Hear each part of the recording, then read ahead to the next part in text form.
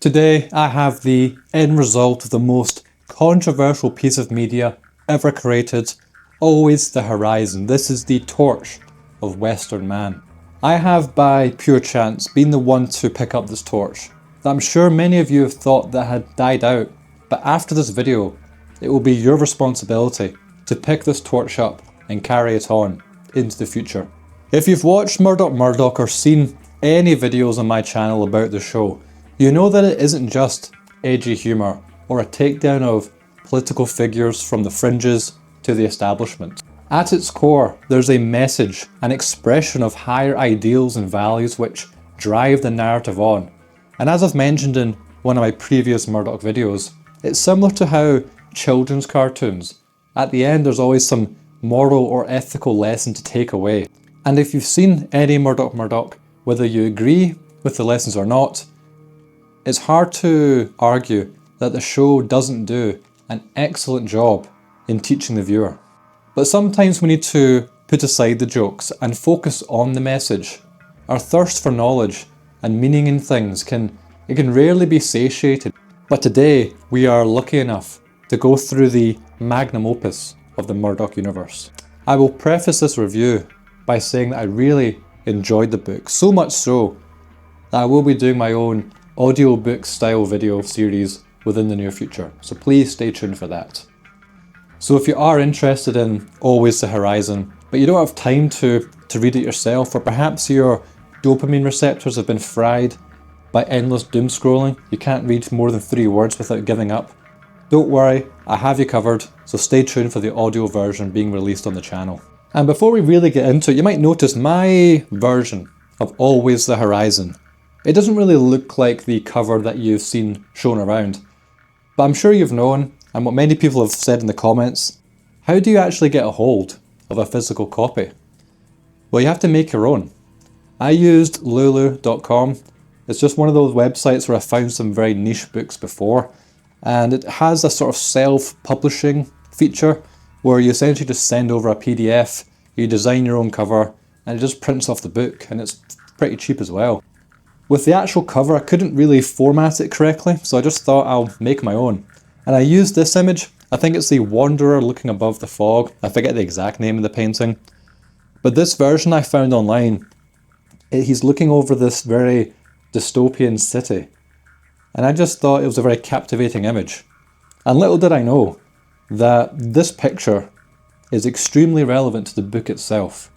And please, just before we really dive in, do the thing the algorithm likes. It really helps the channel out. We are creeping towards that 10,000 subscriber mark. This video did require a bit more effort, as I had to read an entire book to actually make it, rather than just throwing together some normal slop that I can churn out in about half a day. This was a very fun video to make because it exposed me to, I would say, one of my most favourite books. Maybe that's recency bias, but it is fantastic. So let's really dive into why that is. Right from the very beginning, I knew I was going to enjoy this book, as right from the beginning you're hit with these romantic and poetic means the narrator uses to express ideas, and it is very captivating. The narrator of the book, he takes the form of what he calls the sacred clown.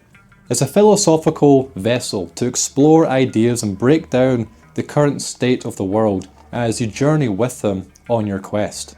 The clown is not a clown in the sense that he's telling jokes or trying to be funny. Consider the medieval jester archetype, who would be the only one allowed to mock the king, and even if what is being said is false, or in many cases, and far more dangerously, what he is saying and what he's making fun of is true, as he is the only person with the ability to speak truth to power. It is the sacred clown who can remove this veil of an obscured reality and allow us, the reader, to understand what is really at stake. The sacred clown speaks from experience, yet he doesn't claim to be all-knowing. He just shares what he can with us, the reader. And so the sacred clown acts as our guide, similar to how Virgil was Dante's guide as he descended further and further into the Inferno. We, the reader, take on the title as the rider, as we ride this bleak world, or ride the tiger if you will, through this dystopian and seemingly hopeless position that we as a people find ourselves in. We as the reader or rider, if you will, are now being led by this mysterious narrator to the only place we can go, the future. Only in this direction can we uphold what he calls the European continuum as a path to being. And I'll cover what that really means in a moment. Chapter 1 is called The Graveyard, and it sets the scene for where we, the reader, and us as a people find ourselves in as our starting point. We are leaving behind these things in the graveyard to begin our quest to move onwards. And we're forced to look around at all these dead bodies. The bodies are described as, well, they're metaphors for anything and everything that has come before the European man of today. Flags, legal systems, philosophies, and even the boundaries of our nations. All these things are in the graveyard, because latching on to any of these things will not save our situation and only weigh us down as we move into the future. Now that may seem quite extreme, but the narrator frames his reasoning that while, yes, we can look back on Socrates and amazing architecture and all these things, but these things have been deified in a way that is, today, counterproductive. The way in which these things are being remembered today, it creates a poisonous nostalgia that while in small doses is fine, it generally holds us back in leading ourselves forward. The sacred clown argues that the most important thing to cherish isn't these historical relics, it's our blood. Regardless of where our people call home, if we stick together and forge our own path, new glories, conquests and achievements can be created. And if we stay true to ourselves and our people, who's to say that the future cannot be greater than what's already came before? The narrator, or sacred clown, in this chapter exposes us to what he calls naive patriots and modern conservatives of today, who they toil in battles that will only lead to further decline. They fight amongst themselves over trivial battles that will get us nowhere, while the greater battle that is worth fighting for is simply forgotten. This made me think about the Plato's cave metaphor, where conservatives are just wasting their time preaching about things like trans people in bathrooms. But these rage-baiting dilemmas are mere shadows on the wall, for you must seek the real battle, the battle that has actual consequence, that can ripple through all of time. So the graveyard in chapter 1, it paints a picture of the current state of the world for Western man. Everything that has come before, everything that is sacred or traditional, it doesn't really seem to matter anymore, because the world of today has no place for these things anymore, which is why they're in the graveyard. They're dead, and trying to revive them, even if you did manage to resurrect some symbolic epoch of yesterday, it will do you no good for tomorrow.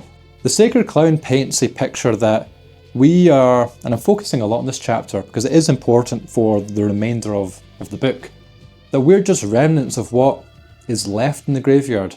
And so we can only go in one direction, and that is forward, towards the horizon, lest we become just another feature of the graveyard. And so it is our duty to push forward, to take on this burden, accept this monstrous challenge and let nothing get in our way. Otherwise we will ultimately fail to chase the horizon, because we must remember always the horizon. The narrator even offers us a chance to take something from the graveyard with us as we move forward into the future. The narrator himself, he takes a page from Darwin. I believe this is more of a reminder of race realism, identifying that we are a distinct people.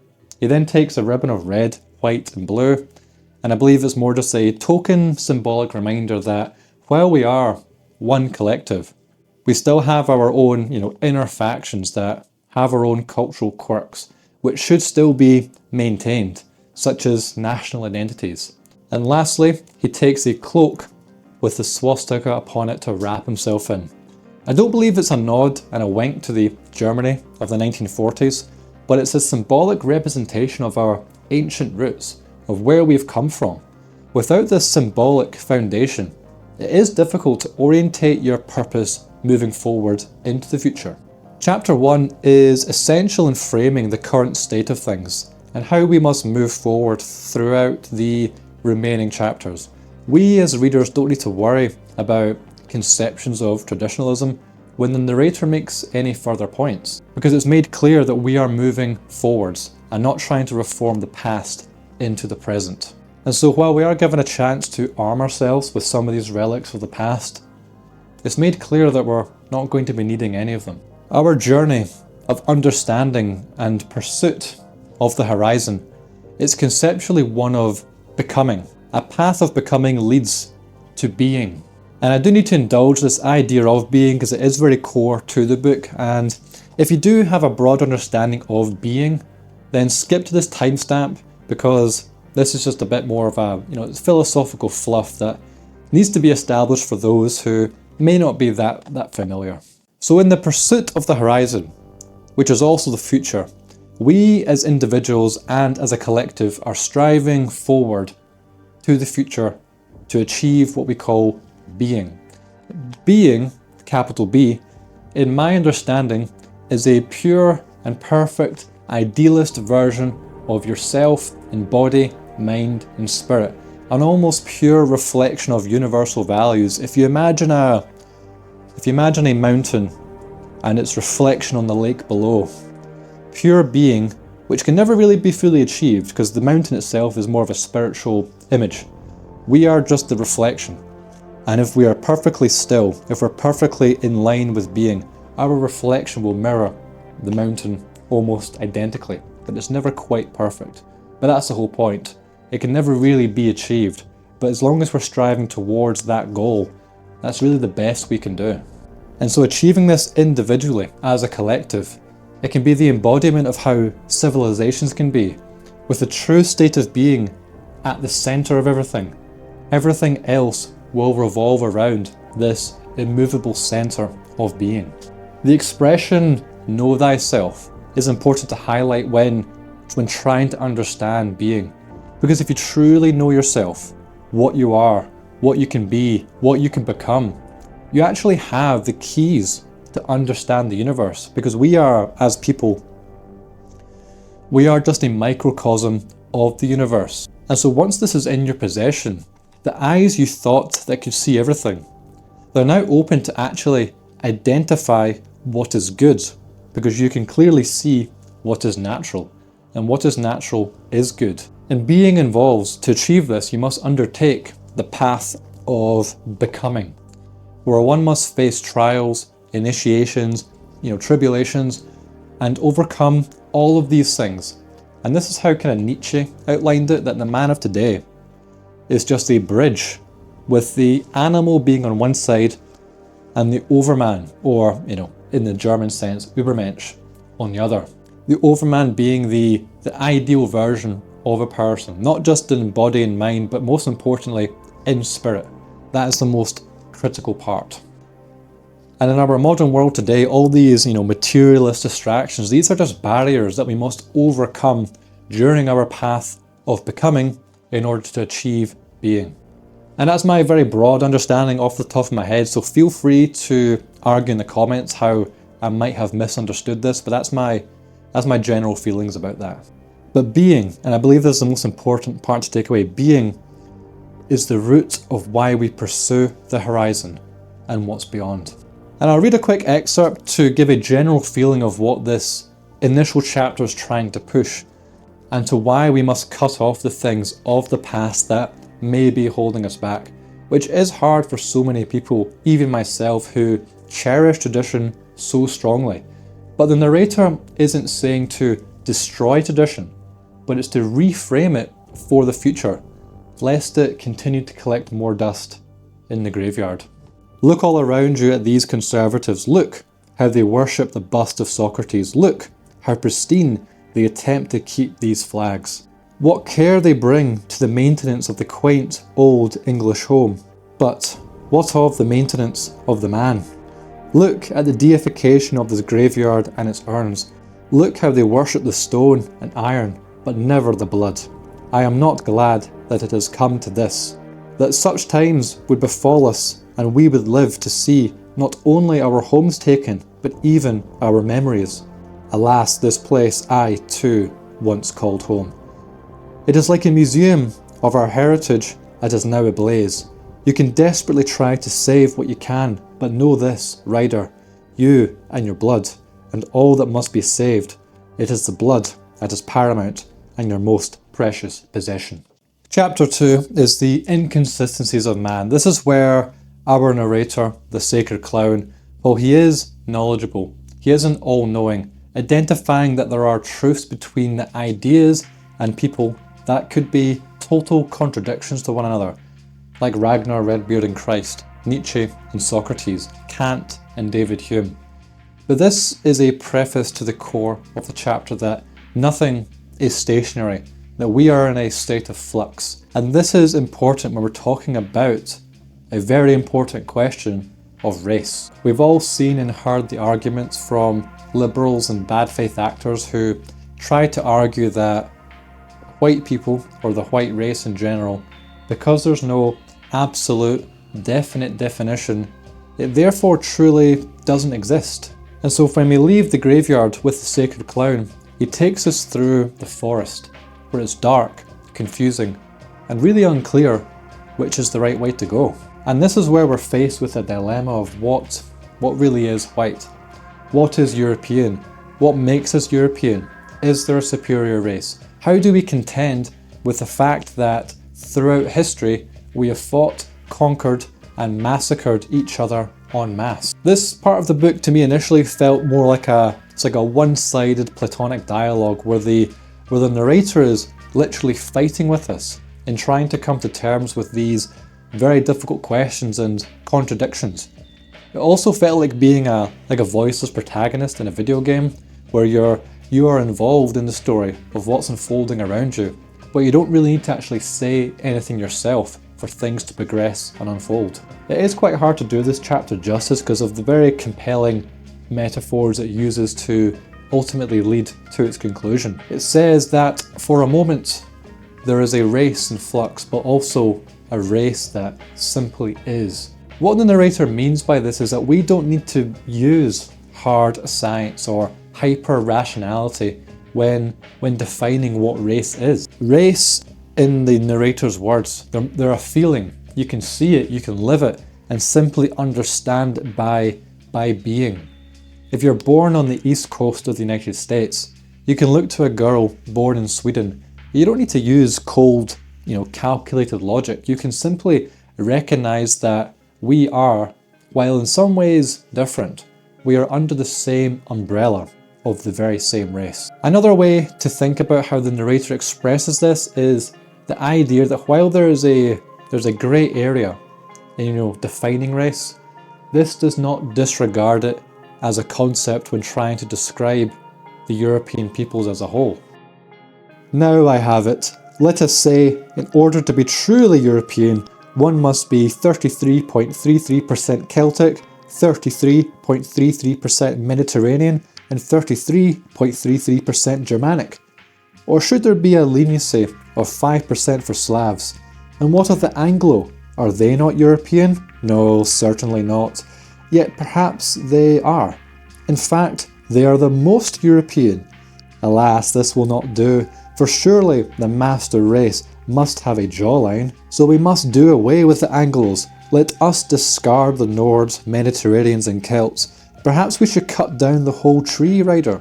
I believe I must sit down, for my mind is not well. Surely this forest taxes us both. The mist now makes its way into my thoughts. I hear 1,000 voices whispering in the trees. For a moment, I am a German losing his homeland to the Roman civilizer. The next, I am the Roman, witnessing the collapse of my state at the hands of this blonde German brute.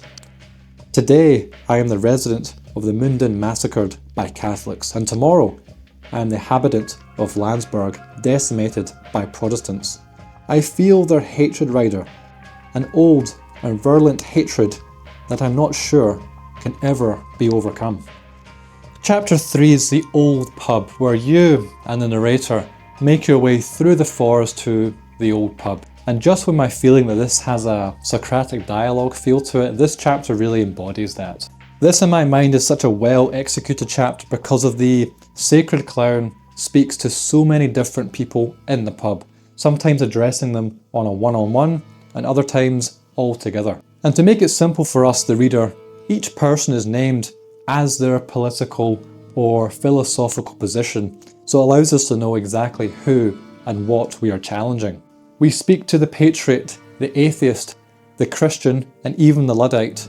And it's hard to do this chapter justice without reading it in full, but some takeaways from the dialogue is that to the Luddite, that he says, or we say, that advances in technology is part of the European spirit, and forcing primitive society on all of us is just going to be a mere setback rather than a permanent state that could be maintained. To the patriot, while there is a deep underlying respect to the patriot, the nation he is a patriot for no longer exists. In this case, it's about the United States.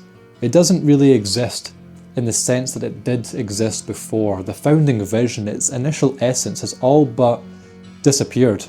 And we should not be concerned anymore with the patriotism in a traditional sense, since the countries we may have fought and died for, they just no longer exist. And then there's conversations with the atheist and the Semitic Aryan, or the Christian, I believe.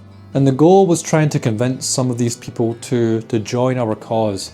But at the end of the chapter, it's not clear if any of them really took the narrator's words seriously. And from here, I'm going to gloss over the remaining chapters and give my final thoughts at the end.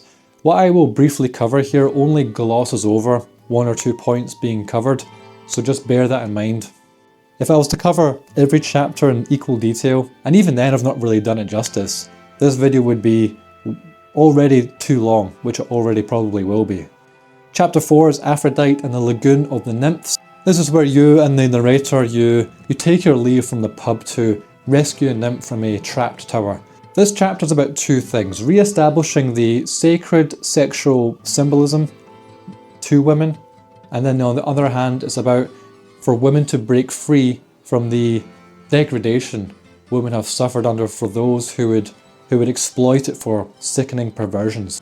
And so by establishing that women on one hand to be mothers, carers and nurturers, they can still be muses or sexual goddesses, being a vessel for male energy to channel through in a positive means.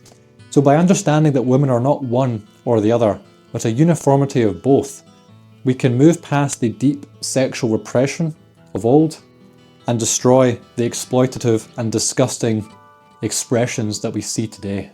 Chapter 5 is Reckless Abound in the Inner Mode of Being. After this, we journey to the mountains and attempt to capture our Aryan spirit in the form of lightning. It projects the idea of finding it difficult to know what it really means to be free, just as a clipped eagle can no longer fly. We may have a yearning to fly, but since being unable to fly since birth, we can't really quite understand it. But just as we, as a people, may not be able to express in words our own state of being, having never really experienced it in reality, but our work today is necessary in paving a way for a new generation who can pick up the torch and truly understand what it means to reach being and then being able to fly. Chapter 6 is the Obfuscator, and this is where we go to the city. We learn more and more about how being has been obfuscated through malicious forces to promote degeneracy and things like that to be the highest good now. And it just highlights the total inversion of being as being promoted now as the highest good. Chapter 7 is the Republicant, I'm maybe not saying that right, the Republicant at the end of the world. This is where we reach the suburb, and this is where we do battle with the current political system in a physical form. And we learn that it's just two sides of the same coin, using suburban white people as a cyclical battleground in maintaining the status quo, which would either use these people for their own means or just destroy them when it's required. Chapter 8 is the Fourth Punic War. This defines how our current fight against these malicious influences is just an extension of historical tides that have been developing for millennia. But instead of a traditional head-on conflict, we are being attacked from within. The battlefield of today is paradoxical of the battlefields of old. Chapter 9 is the Vampiric Bankers and their Great Anti-Semite. This lays out a very, very good metaphor of how bad actors take advantage of our people who suffer under the current systems, where we give money to those who give us false hopes and who are just controlled opposition to the elites who are empirically draining us in every possible way until we are nothing but mere husks for a system created to serve themselves. Chapter 10 is the Red Dragon. This brings us into conflict with the East, where we do battle. And the Orientals, while we're trying to convince them that they are also being used and have suffered like we have, however, it's all in vain. But before we are almost killed, the Semitic figure who's helping the Orientals, he betrays them, as they did ourselves. Or maybe the Semitic figure didn't betray us because he had no allegiance to begin with. The narrator has an underlying respect for this Eastern warrior slain in front of us as we bury him with honours and letting the Semitic goblin to rot where we slain him. And the very last two chapters are the Swamp of Sadness and the Return of the Aryan. Within these chapters, this is where we have to confront and defeat nihilism. Nihilism being what I believe is trying to be positioned in this book as the hardest barrier to overcome within our journey of becoming. I won't really spoil how it transpires, but I think the only way to do it justice is going to be through the audiobook that I have planned. What I will say about it though is that it's very inspiring, and I believe it did end on the best possible note. I do like how the book was only 100 pages. It was as long as it really needed to be. The way in which it presents its message isn't to preach without challenge. It involves all these other characters to create a Socratic style dialogue to flesh out ideas and arguments that stem from the schisms from people who, from the mainstream lens, we all may appear to be on the same side, but in reality, some ideas are so ideologically opposed within the so-called right that the only way to move forward is to engage with them directly and show them the way. I think the book did an excellent job in framing our current situation before us and what is required of we, as a collective, as individuals, are to break free from the chains that are leading us downwards into this managed decline of modernity. But not only to shatter the veil of the false world we live in, but to step forward and upwards to a new dawn, a clean slate, a fresh start, to pave the way to being without any historical baggage obscuring the final result. There isn't really a good way to end this video. I didn't really cover any critiques. I don't really have any. What I thought the book would be, it was, and it exceeded my expectations within that. It may put some people off because it does lean into the anti-Christianity aspect, arguing that Christianity being a vessel to aid our decline over the past few thousand years. But the ideas from the book are not, I believe, exclusionary of Christianity. But if you're like me and feel that Christianity is important to the Western spirit, it is hard to argue against the idea that in its current form, Christianity has suffered from the same degenerative forces that everything else has been subject to.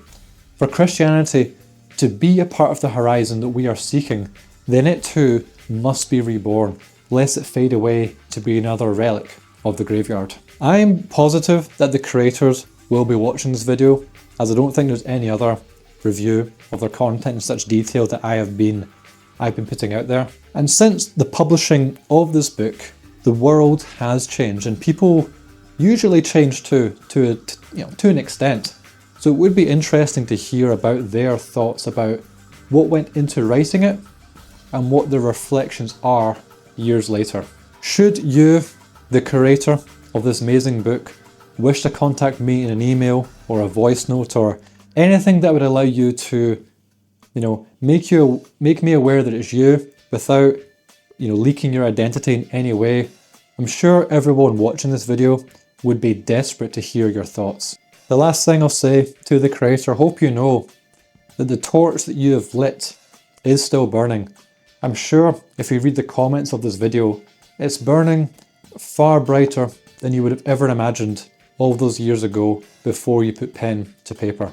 And so that's my review of Always the Horizon. Do check it out. Do wait for my full audiobook incoming. I think I might do it. It's like 10 chapters in this book, so I might do, chapter by chapter release then release it all in full if you just want to digest it all at once. Again, please do the thing that algorithm likes, really helps the channel out. And again guys, until next time.